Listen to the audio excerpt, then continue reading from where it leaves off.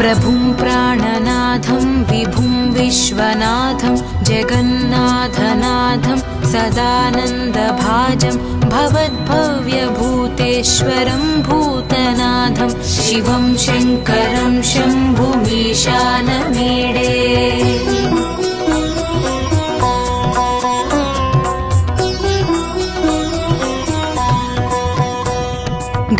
गळेरुण्डमालं तनौ सर्पजालं महाकालकालं गणेशादिपालं जटाजूटगङ्गोत्तरं गैर्विशालं शिवं शङ्करं शम्भुमीशानमीडे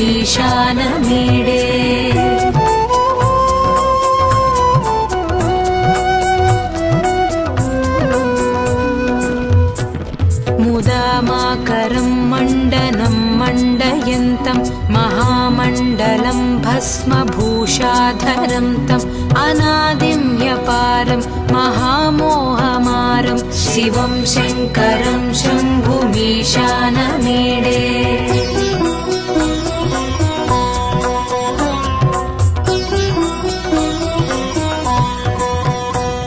वटाधो निवासं महाटाट्टहासं महापापनाशं सदा सुप्रकाशं गिरीशं गणेशं सुरेशं महेशं शिवं शङ्करं शम्भुमीशानमीडे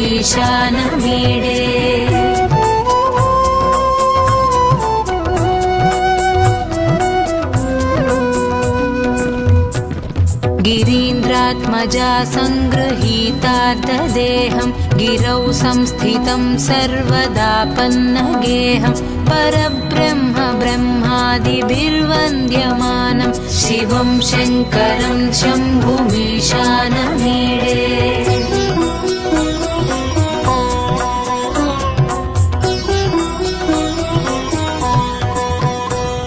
कपालं त्रिशूलं कराभ्यां दधानं पदाम्भोजनं रायकामं ददानं बलिवर्धमानं सुराणां प्रधानं शिवं शङ्करं शम्भुमीशानमीडे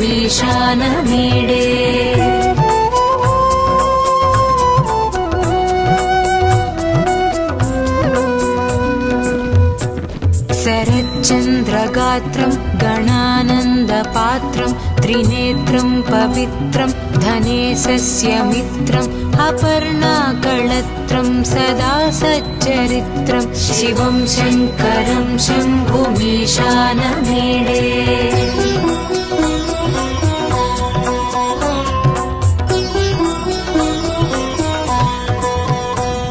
हरं सर्पहारं चिताभूविहारं भवं वेदसारं सदा निर्विकारं श्मशाने वसन्तं मनोजं दहन्तं शिवं शङ्करं शम्भुमीशानमीडे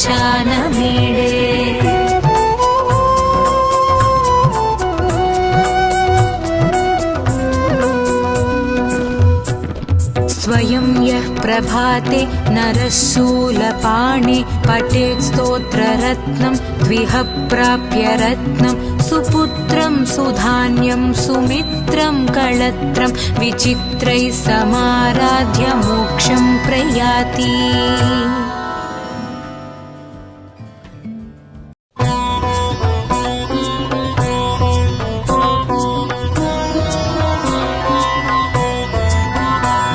प्रभुं प्राणनाथं विभुं विश्वनाथं जगन्नाथनाथं सदानन्दभाजं भवद्भव्यभूतेश्वरं भूतनाथं शिवं शङ्करं शम्भुमीशानमीडे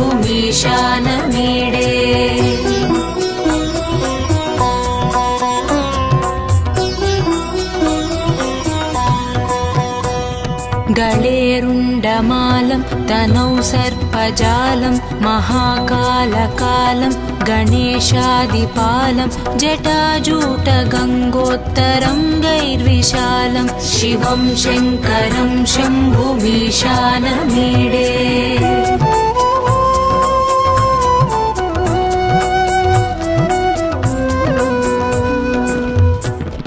मुदामाकरं मण्डनं मण्डयन्तं महामण्डलं भस्मभू भस्मभूषाधरं तम् अनादिं ह्यपारं महामोहमारं शिवं शङ्करं शम्भुमीशानमीडे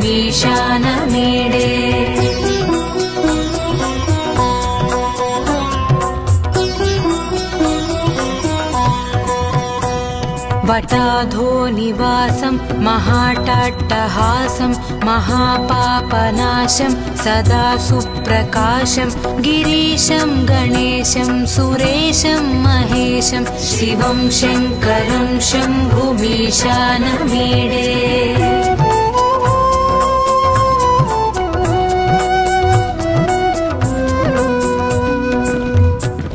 गिरीन्द्रात्मजा सङ्गृहीतार्धदेहं गिरौ संस्थितं सर्वदापन्नगेहं परब्रह्म ब्रह्मादिभिर्वन्द्यमानं शिवं शङ्करं शम्भुमीशानमीडे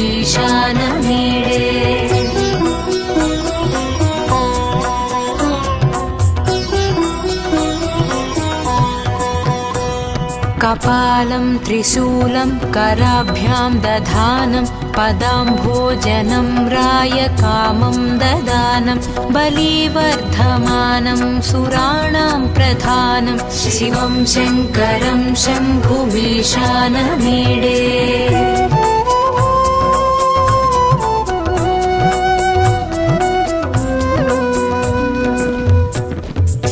शरच्चन्द्रगात्रं गणानन्दपात्रं त्रिनेत्रं पवित्रं धनेशस्य मित्रम् अपर्णाकळत्रं सदा सच्चरित्रं शिवं शङ्करं शम्भुमीशानमीडे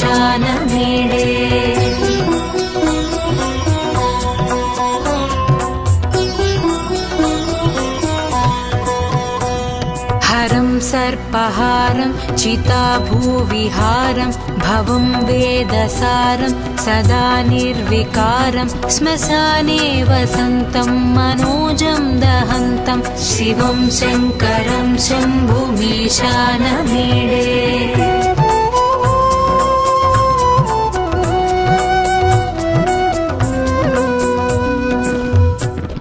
स्वयं यः प्रभाते नरः शूलपाणे पठेत् स्तोत्ररत्नं द्विह प्राप्य रत्नं सुपुत्रं सुधान्यं सुमित्रं कळत्रं विचित्रैः समाराध्य मोक्षं प्रयाति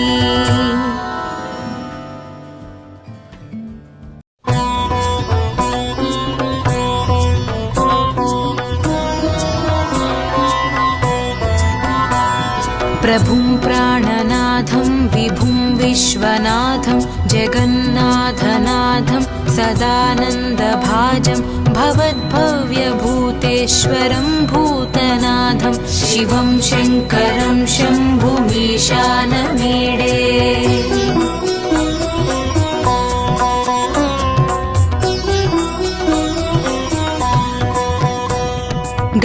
गळेरुण्डमालं तनौ सर्पजालं महाकालकालं गणेशादिपालं जटाजूटगङ्गोत्तरङ्गैर्विशालं शिवं शङ्करं शम्भुमीशानमीडे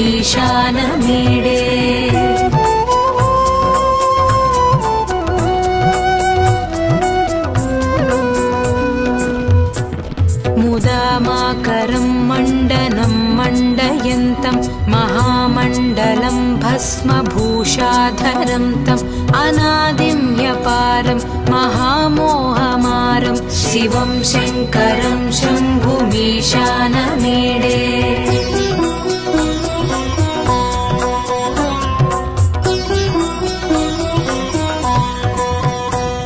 वटाधो निवासं महाटाट्टहासं महापापनाशं सदा सुप्रकाशं गिरीशं गणेशं सुरेशं महेशं शिवं शङ्करं शम्भुमीशानमीडे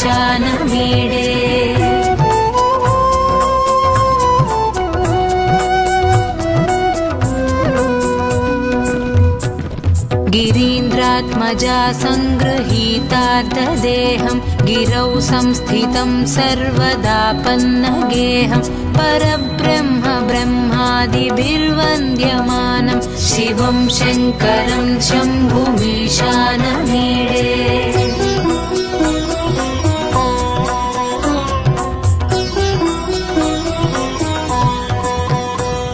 कपालं त्रिशूलं कराभ्यां दधानं पदाम्भोजनं रायकामं ददानं बलिवर्धमानं सुराणां प्रधानं शिवं शङ्करं शम्भुमीशानमीडे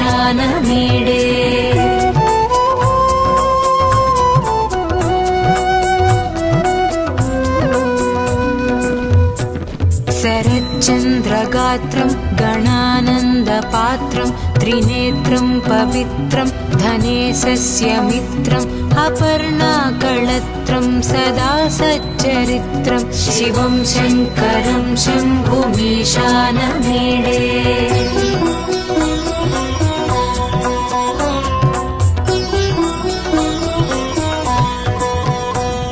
हरं सर्पहारं चिताभूविहारं भवं वेदसारं सदा निर्विकारं श्मशाने वसन्तं मनोजं दहन्तं शिवं शङ्करं शम्भुमीशानमीडे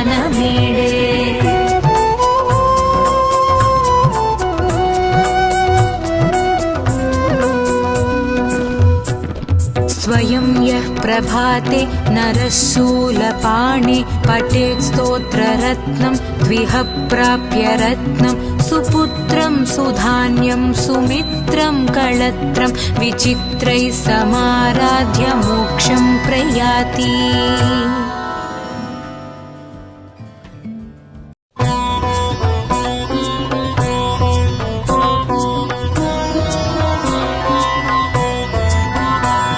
प्रभुं प्राणनाथं विभुं विश्वनाथं जगन्नाथनाथं सदानन्दभाजं भवद्भव्यभूतेश्वरं भूतनाथं शिवं शङ्करं शम्भुमीशानमीडे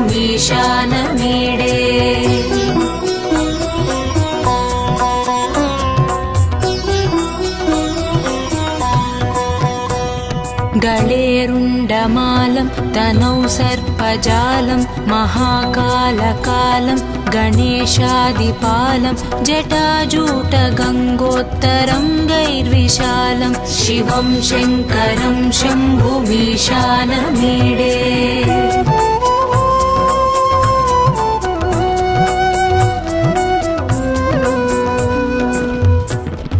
मुदामाकरं मण्डनं मण्डयन्तं महामण्डलं भस्मभूषाधरं तम् अनादिं ह्यपारं महामोहमारं शिवं शङ्करं शम्भुमीशानमीडे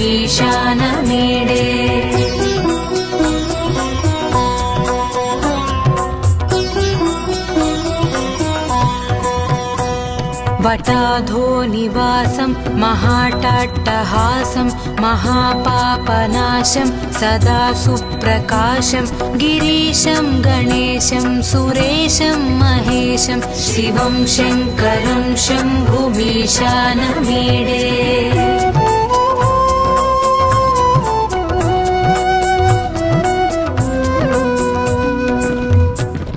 गिरीन्द्रात्मजा सङ्गृहीतार्धदेहं गिरौ संस्थितं सर्वदापन्नगेहं परब्रह्म ब्रह्मादिभिर्वन्द्यमानं शिवं शङ्करं शम्भुमीशानमीडे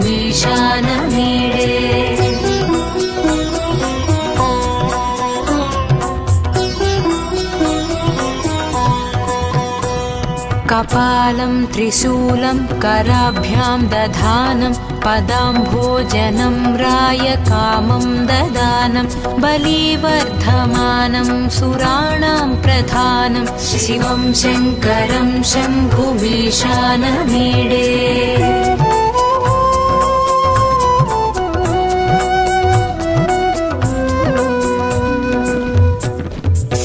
शरच्चन्द्रगात्रं गणानन्दपात्रं त्रिनेत्रं पवित्रं धनेशस्य मित्रम् अपर्णाकळत्रं सदा सच्चरित्रं शिवं शङ्करं शम्भुमीशानमीडे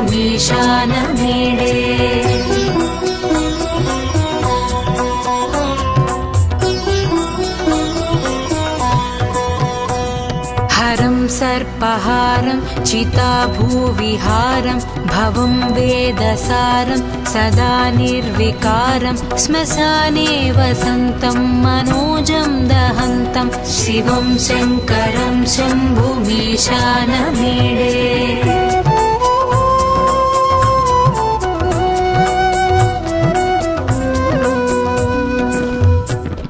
स्वयं यः प्रभाते नरः शूलपाणे पठेत् स्तोत्ररत्नं द्विह प्राप्य रत्नं सुपुत्रं सुधान्यं सुमित्रं कळत्रं विचित्रैः समाराध्य मोक्षं प्रयाति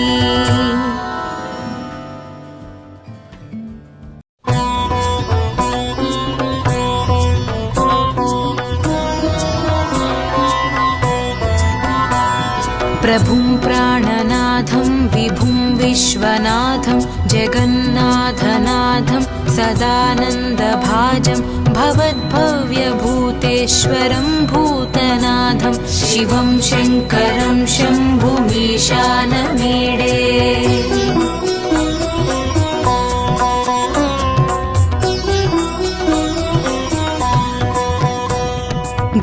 गळेरुण्डमालं तनौ सर्पजालं महाकालकालं गणेशादिपालं जटाजूटगङ्गोत्तरङ्गैर्विशालं शिवं शङ्करं शम्भुमीशानमीडे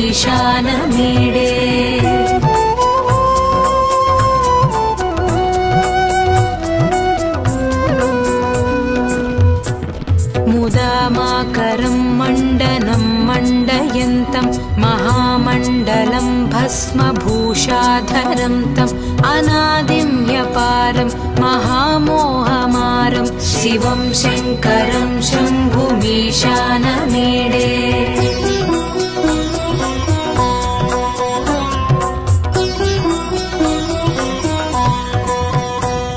वटाधो निवासं महाटाट्टहासं महापापनाशं सदा सुप्रकाशं गिरीशं गणेशं सुरेशं महेशं शिवं शङ्करं शम्भुमीशानमीडे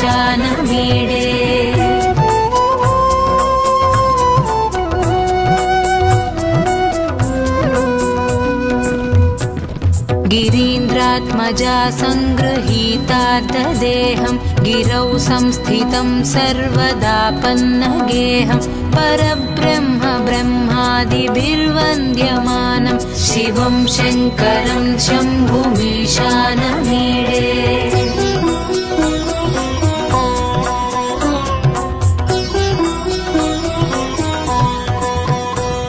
कपालं त्रिशूलं कराभ्यां दधानं पदाम्भोजनं रायकामं ददानं बलिवर्धमानं सुराणां प्रधानं शिवं शङ्करं शम्भुमीशानमीडे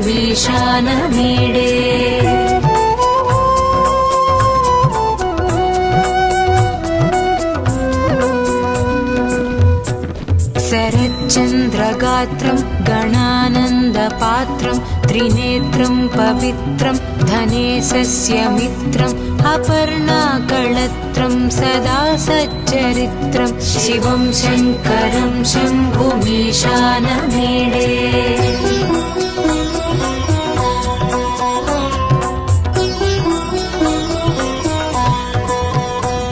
हरं सर्पहारं चिताभूविहारं भवं वेदसारं सदा निर्विकारं श्मशाने वसन्तं मनोजं दहन्तं शिवं शङ्करं शम्भुमीशानमीडे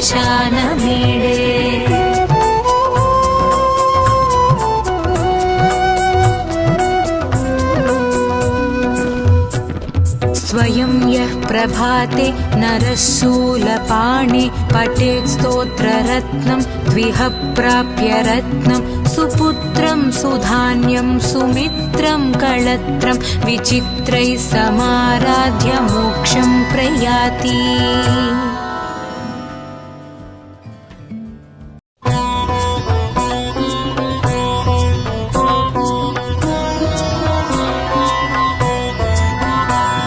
प्रभुं प्राणनाथं विभुं विश्वनाथं जगन्नाथनाथं सदानन्दभाजं भवद्भव्यभूतेश्वरं भूतनाथं शिवं शङ्करं शम्भुमीशानमीडे।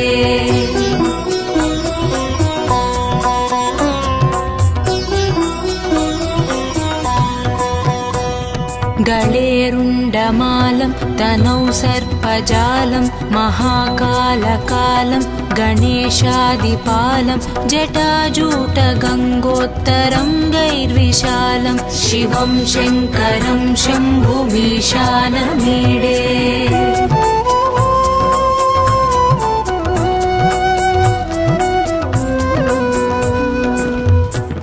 मुदामाकरं मण्डनं मण्डयन्तं महामण्डलं भस्मभूषाधरं तम् अनादिं ह्यपारं महामोहमारं शिवं शङ्करं शम्भुमीशानमीडे।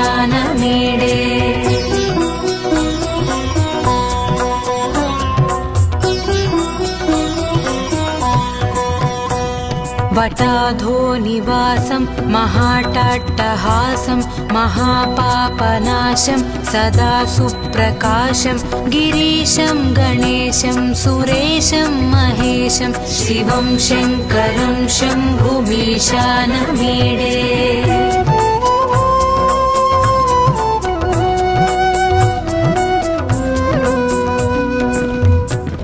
गिरीन्द्रात्मजा सङ्गृहीतार्धदेहं गिरौ संस्थितं सर्वदापन्नगेहं परब्रह्म ब्रह्मादिभिर्वन्द्यमानं शिवं शङ्करं शम्भुमीशानमीडे।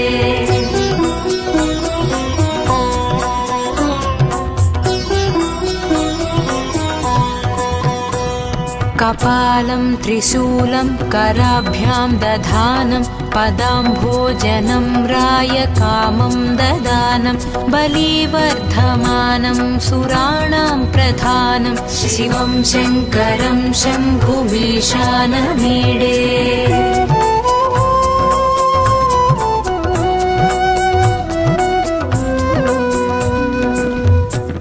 शरच्चन्द्रगात्रं गणानन्दपात्रं त्रिनेत्रं पवित्रं धनेशस्य मित्रम् अपर्णाकळत्रं सदा सच्चरित्रं शिवं शङ्करं शम्भुमीशानमीडे।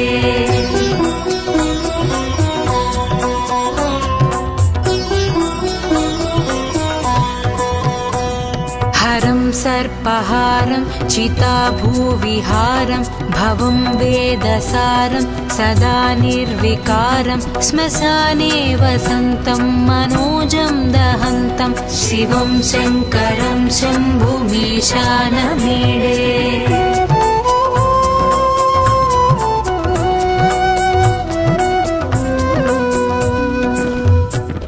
स्वयं यः प्रभाते नरः शूलपाणे पठेत् स्तोत्ररत्नं द्विह प्राप्य रत्नं सुपुत्रं सुधान्यं सुमित्रं कळत्रं विचित्रैः समाराध्य मोक्षं प्रयाति।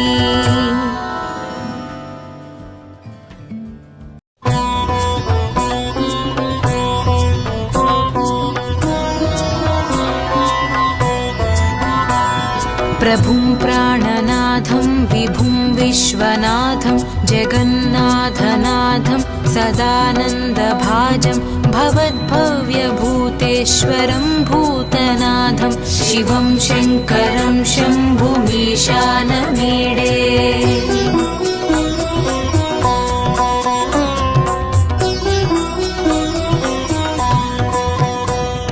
गळेरुण्डमालं मालं तनौ सर्पजालं महाकालकालं गणेशादिपालं जटाजूटगङ्गोत्तरङ्गैर्विशालं शिवं शङ्करं शम्भुमीशानमीडे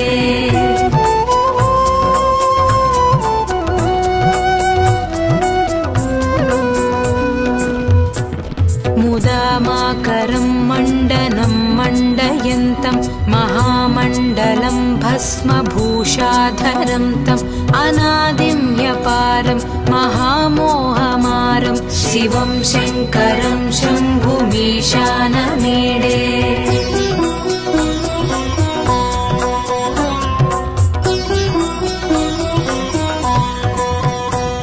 वटाधो निवासं महाटाट्टहासं महापापनाशं सदा सुप्रकाशं गिरीशं गणेशं सुरेशं महेशं शिवं शङ्करं शम्भुमीशानमीडे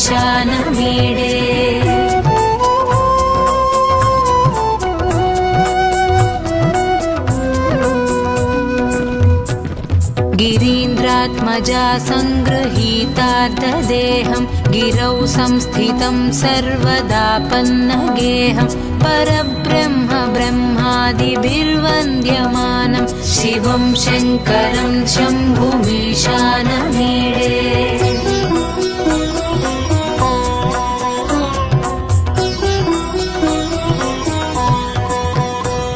कपालं त्रिशूलं कराभ्यां दधानं पदाम्भोजनं रायकामं ददानं बलिवर्धमानं सुराणां प्रधानं शिवं शङ्करं शम्भुमीशानमीडे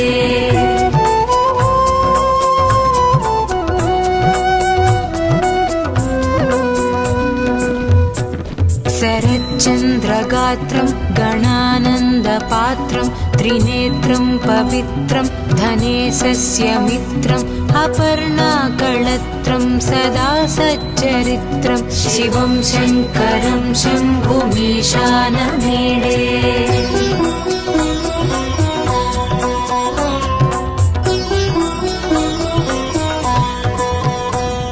हरं सर्पहारं चिताभूविहारं भवं वेदसारं सदा निर्विकारं श्मशाने वसन्तं मनोजं दहन्तं शिवं शङ्करं शम्भुमीशानमीडे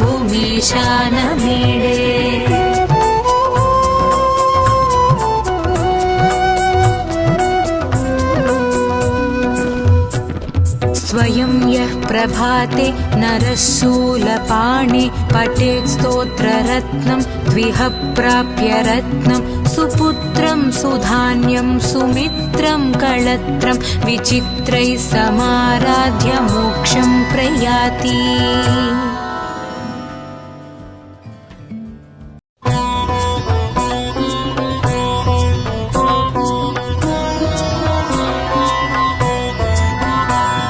प्रभुं प्राणनाथं विभुं विश्वनाथं जगन्नाथनाथं सदानन्दभाजं भवद्भव्यभूतेश्वरं भूतनाथं शिवं शङ्करं शम्भुमीशानमीडे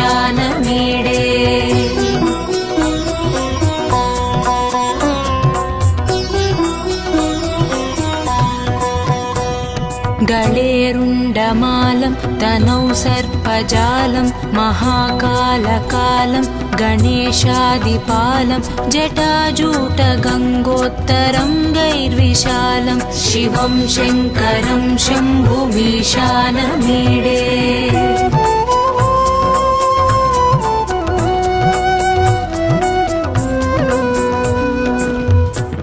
मुदामाकरं मण्डनं मण्डयन्तं महामण्डलं भस्मभूषाधरं तम् अनादिं ह्यपारं महामोहमारं शिवं शङ्करं शम्भुमीशानमीडे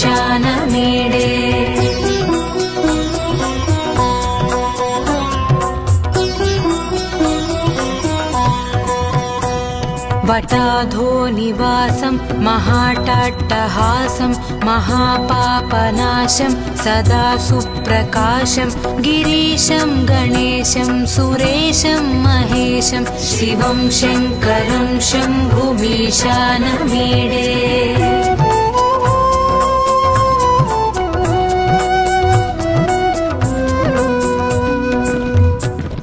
गिरीन्द्रात्मजा सङ्गृहीतार्धदेहं गिरौ संस्थितं सर्वदापन्नगेहं परब्रह्म ब्रह्मादिभिर्वन्द्यमानं शिवं शङ्करं शम्भुमीशानमीडे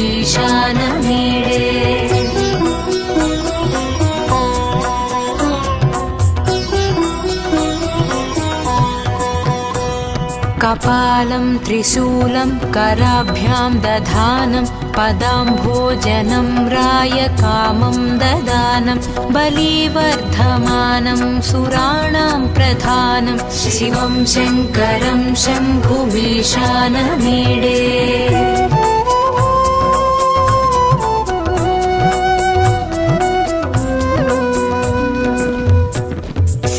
शरच्चन्द्रगात्रं गणानन्दपात्रं त्रिनेत्रं पवित्रं धनेशस्य मित्रम् अपर्णाकळत्रं सदा सच्चरित्रं शिवं शङ्करं शम्भुमीशानमीडे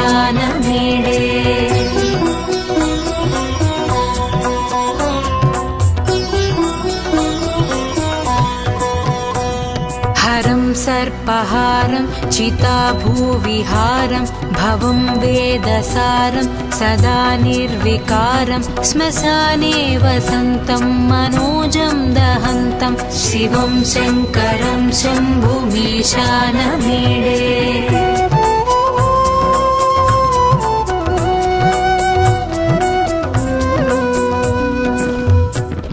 स्वयं यः प्रभाते नरः शूलपाणे पठेत् स्तोत्ररत्नं द्विह प्राप्य रत्नं सुपुत्रं सुधान्यं सुमित्रं कळत्रं विचित्रैः समाराध्य मोक्षं प्रयाति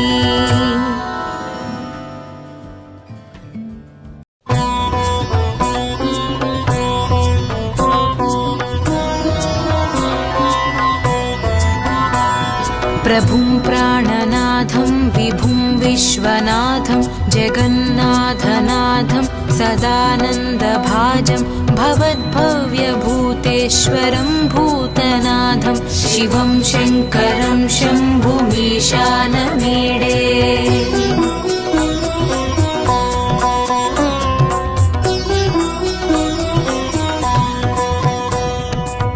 गळेरुण्डमालं तनौ सर्पजालं महाकालकालं गणेशादिपालं जटाजूटगङ्गोत्तरं गैर्विशालं शिवं शङ्करं शम्भुमीशानमीडे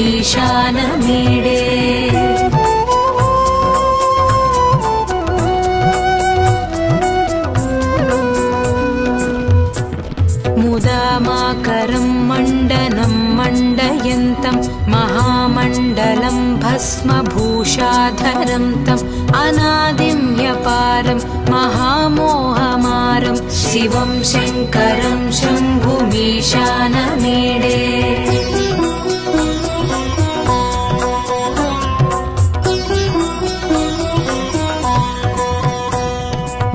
वटाधोनिवासं महाटाट्टहासं महापापनाशं सदा सुप्रकाशं गिरीशं गणेशं सुरेशं महेशं शिवं शङ्करं शम्भुमीशानमीडे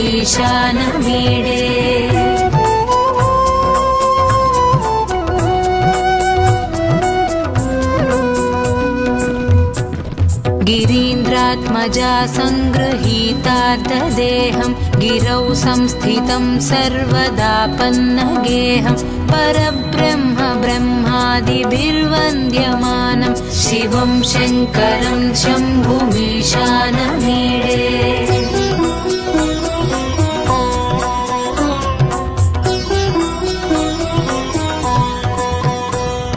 कपालं त्रिशूलं कराभ्यां दधानं पदाम्भोजनं रायकामं ददानं बलिवर्धमानं सुराणां प्रधानं शिवं शङ्करं शम्भुमीशानमीडे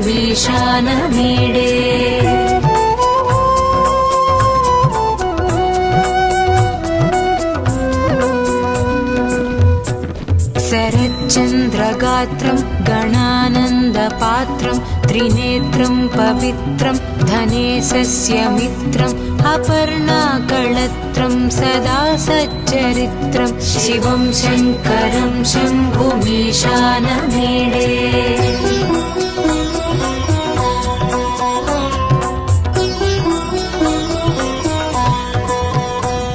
हरं सर्पहारं चिताभूविहारं भवं वेदसारं सदा निर्विकारं श्मशाने वसन्तं मनोजं दहन्तं शिवं शङ्करं शम्भुमीशानमीडे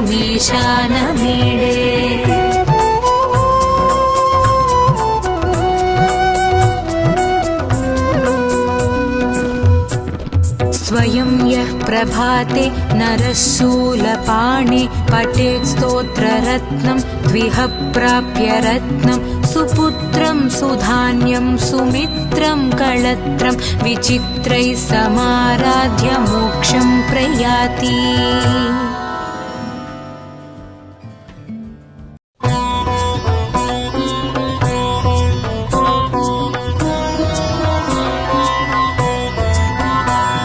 प्रभुं प्राणनाथं विभुं विश्वनाथं जगन्नाथनाथं सदानन्दभाजं भवद्भव्यभूतेश्वरं भूतनाथं शिवं शङ्करं शम्भुमीशानमीडे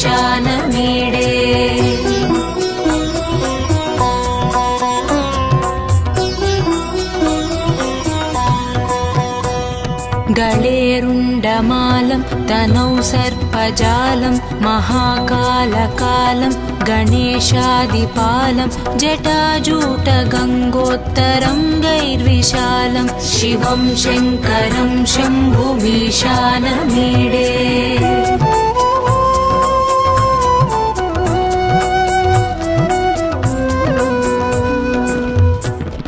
मुदामाकरं मण्डनं मण्डयन्तं महामण्डलं भस्मभूषाधरं तम् अनादिं ह्यपारं महामोहमारं शिवं शङ्करं शम्भुमीशानमीडे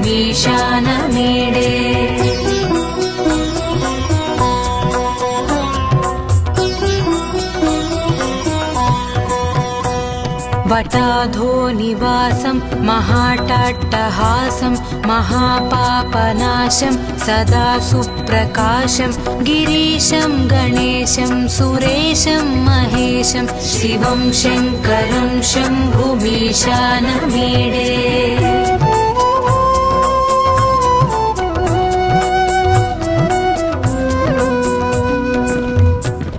गिरीन्द्रात्मजा सङ्गृहीतार्धदेहं गिरौ संस्थितं सर्वदापन्नगेहं परब्रह्म ब्रह्मादिभिर्वन्द्यमानं शिवं शङ्करं शम्भुमीशानमीडे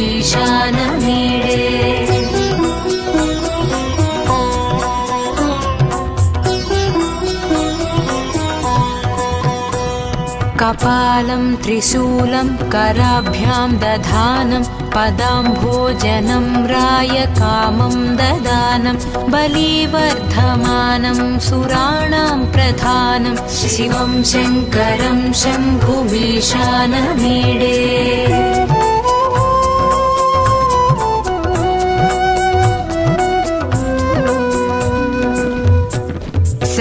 शरच्चन्द्रगात्रं गणानन्दपात्रं त्रिनेत्रं पवित्रं धनेशस्य मित्रम् अपर्णाकळत्रं सदा सच्चरित्रं शिवं शङ्करं शम्भुमीशानमीडे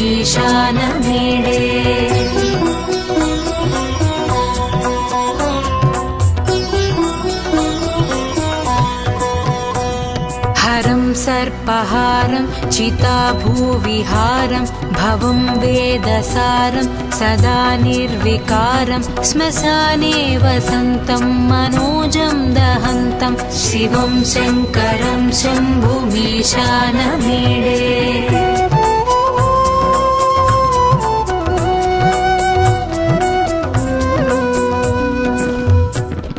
स्वयं यः प्रभाते नरः शूलपाणे पठेत् स्तोत्ररत्नं द्विह प्राप्य रत्नं सुपुत्रं सुधान्यं सुमित्रं कळत्रं विचित्रैः समाराध्य मोक्षं प्रयाति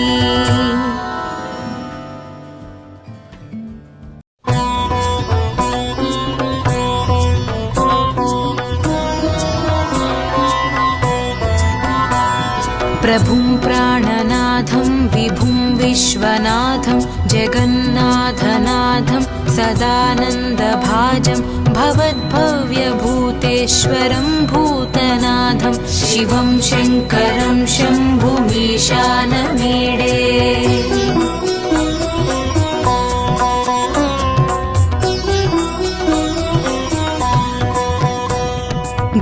गळेरुण्डमालं तनौ सर्पजालं महाकालकालं गणेशादिपालं जटाजूटगङ्गोत्तरं गैर्विशालं शिवं शङ्करं शम्भुमीशानमीडे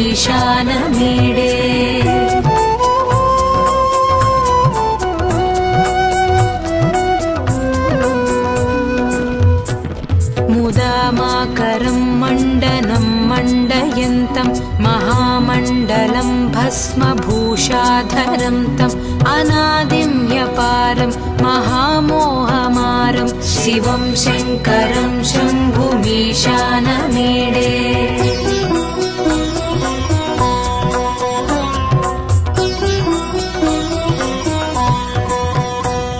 वटाधो निवासं महाटाट्टहासं महापापनाशं सदा सुप्रकाशं गिरीशं गणेशं सुरेशं महेशं शिवं शङ्करं शम्भुमीशानमीडे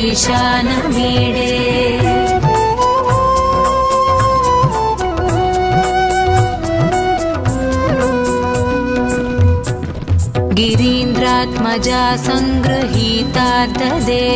गिरौ संस्थितं सर्वदापन्नगेहं परब्रह्म ब्रह्मादिभिर्वन्द्यमानं शिवं शङ्करं शम्भुमीशानमीडे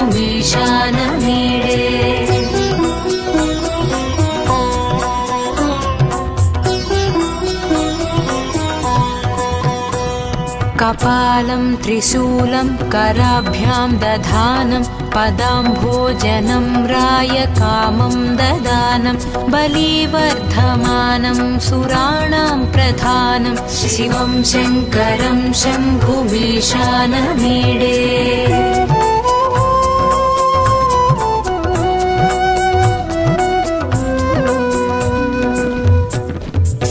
शरच्चन्द्रगात्रं गणानन्दपात्रं त्रिनेत्रं पवित्रं धनेशस्य मित्रम् अपर्णाकळत्रं सदा सच्चरित्रं शिवं शङ्करं शम्भुमीशानमीडे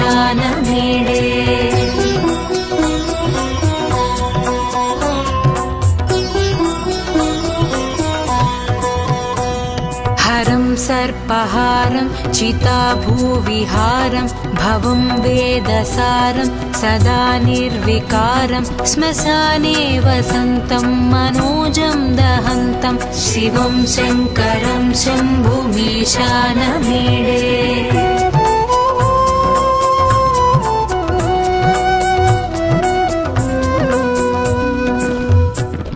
स्वयं यः प्रभाते नरः शूलपाणे पठेत् स्तोत्ररत्नं द्विह प्राप्य रत्नं सुपुत्रं सुधान्यं सुमित्रं कळत्रं विचित्रैः समाराध्य मोक्षं प्रयाति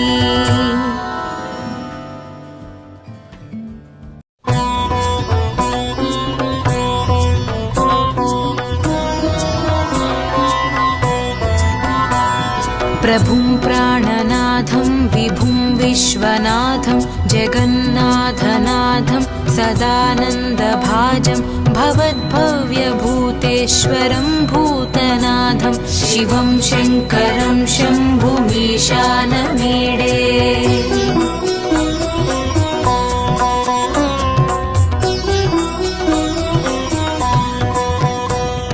गळेरुण्डमालं तनौ सर्पजालं महाकालकालं गणेशादिपालं जटाजूटगङ्गोत्तरङ्गैर्विशालं शिवं शङ्करं शम्भुमीशानमीडे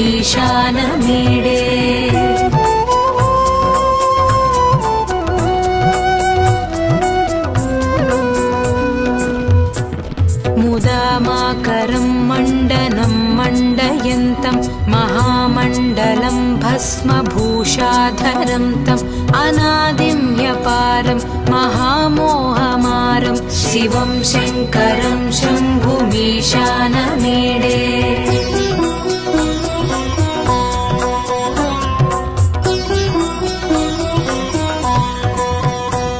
वटाधो निवासं महाटाट्टहासं महापापनाशं सदा सुप्रकाशं गिरीशं गणेशं सुरेशं महेशं शिवं शङ्करं शम्भुमीशानमीडे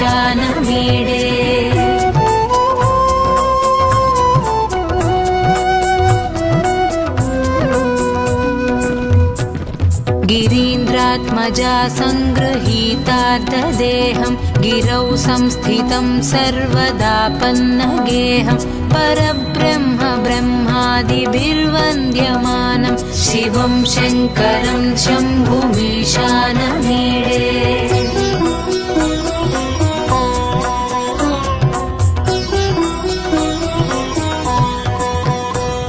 कपालं त्रिशूलं कराभ्यां दधानं पदाम्भोजनं रायकामं ददानं बलिवर्धमानं सुराणां प्रधानं शिवं शङ्करं शम्भुमीशानमीडे